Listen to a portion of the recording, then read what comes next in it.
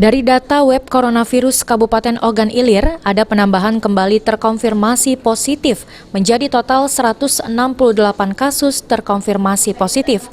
Penambahan hingga 168 kasus ini dilakukan isolasi mandiri dan dilakukan tracking. Pasalnya, penambahan positif ini termasuk penularan lokal dan impor. Walaupun ada penambahan, untuk korban yang meninggal berjumlah 9 orang, lalu untuk jumlah pasien yang sembuh mencapai 151 orang.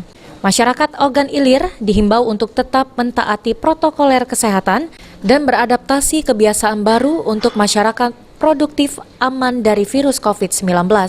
Dari data tim Satgas COVID-19 Kabupaten Ogan Ilir, ada dari 168 orang positif, masih menyisakan 8 orang dalam proses penyembuhan, 1 orang dirawat dan 7 orang diisolasi mandiri.